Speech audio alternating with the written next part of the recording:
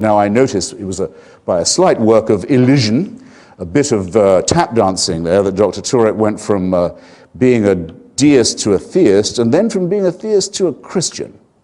Now I know he does not believe in the existence of the sun god Ra. I'm practically certain he doesn't believe in the existence of Zeus. If you'll pick up a copy of my Portable Atheist, a selection of the finest writings by non-believers, down the years, and just turn to the 3 pages where H.L. Mencken lists the easiest to name 3,000 gods that used to be worshipped and that no longer are held to exist by anybody, you'll spare me the trouble of reading them out. No, he thinks he doesn't just know, Dr. Turek, that there is a God, he knows which one is the right one from a potentially infinite list, actually from a list that's as long as the number of people there are or have ever been in the human species, because if you ever argue with a theist or a deist, as I do every day, you'll find they all believe in a God of their very own. Indeed, they often say a personal God. Indeed, they often say a personal savior. So out of what are we reifying a concept that applies to all of us? Out of nothing but wish thinking and nonsense and fear and ignorance and above all, and I'm not quitting on this point, servility. Everyone in this room is an atheist. Everyone can name a God in which they do not believe. Let them advance the case that the one in which they believe is the superior one. Let Dr. Turek be the first person I've ever met to do that convincingly this evening, and I will show him due respect. In other words, it's not a matter of whether you laugh or cry, it's a matter of how you think and what you think. And the realization that comes with it is congruent with many things, I believe, but not with the idea that truth can come from desert revelations made to schizophrenics and epileptics.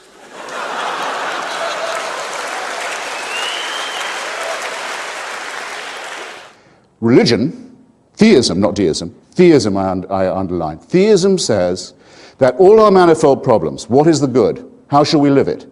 How shall we know it?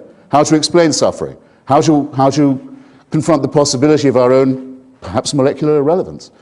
All these questions that must disturb and detain us all can be solved by referring them upward to a totalitarian judgment, to an absolutist monarch. The other thing that the Virginia Statute on Religious Freedom was supposed to rebut, repudiate, disown. Yes, I promise you, 30 seconds. There is no totalitarian solution to these problems. There is no big brother in the sky. It is a horrible idea that there is somebody who owns us, who makes us, who supervises us, waking and sleeping, who knows our thoughts, who can convict us of thought crime, thought crime, just for what we think, who can judge us while we sleep for things that might occur to us in our dreams, who can create us sick, as apparently we are, and then order us on pain of eternal torture to be well again. To demand this, to wish this to be true, is to wish to live as an abject slave. It is a wonderful thing. It is a wonderful thing, in my submission, that we now have enough information, enough intelligence, and I hope enough intellectual and moral courage to say that this ghastly proposition is founded on a lie, and to celebrate that fact. And I invite you to join me in doing so. Thank you. It's very, very, very rare indeed to meet a physicist of any standing, from Einstein onwards, who is not at the most a Spinozist. In other words, someone who might say there could be a pantheism somewhere, there could be a force, but there is no way you can take a step from the laws of physics, the observable creation of the cosmos, that leads you to the belief that there is an intervening personal God who does answer prayers, who does watch over you, who does notice what you're up to, who does mind what you do, who you sleep with and in what position, what you eat and on what days of the week, what propitiations and sacrifices you will make, what commandments you will observe. There is no possible way, no one's even tried it, of getting from the laws of physics or biology to any such idea. So from the person who says, I'm a deist, I don't think all of this can be an accident, there must be some cosmic force, I say, I can't disprove it, though I think the cosmos functions without it, but you have all your work, sir, or ma'am, still ahead of you before you can say that Jesus of Nazareth was a real person, let alone that he was the Son of God, let alone that his mother was a virgin, let alone that he was resurrected. None of these things, by the way, would prove he was the Son of God, if they did happen, nor would they prove that his doctrines were not erroneous. A resurrected person who was the son of a virgin could still be talking nonsense. There's no logic that says he must be right. If I'm having an argument with you, sir, and you say, you lose, boy chick, I say, how come? Because my mother never went to bed with another man. Your logic is faulty. I think my case could remain just as strong as ever it was. In default of that, I must say, rather bizarre intervention. Think of something wicked that only a believer would be likely to do. Or something wicked that only a believer would be likely to say. You've already thought of it. The suicide bombing community is entirely religious. The genital mutilation community is entirely religious. I wouldn't say that the child abuse community is entirely religious. I wouldn't. But it's bidding to be entirely religious. It operates on the old Latin slogan, no child's behind left. How dare anybody, how dare anyone who speaks for religion say of us, the secular and the non-believers, that we are the immoral ones? It is itself a wicked thing to say. Itself an absolutely indefensible thing to say. No, the decapitation on the bus is going to be done by someone who thinks God is telling him to do it. Smerdyakov is actually the stupidest character in Dostoevsky's novel. He's the one who makes this proposition.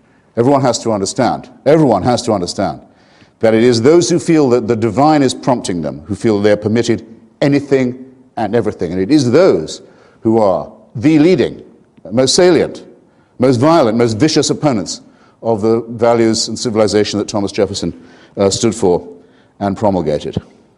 If I say to a Muslim, you know that the Prophet Muhammad very probably didn't exist anyway, he certainly didn't take dictation from the Archangel Gabriel, don't be silly.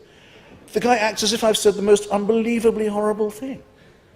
As if life would be unlivable if what I said was true, or even if I was allowed to say it. What is this? What is this? I ask you.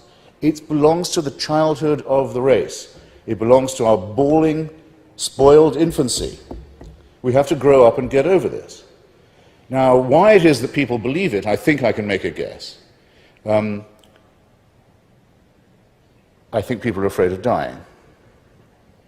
And I also think that they can be persuaded that an exception can be made in their own case.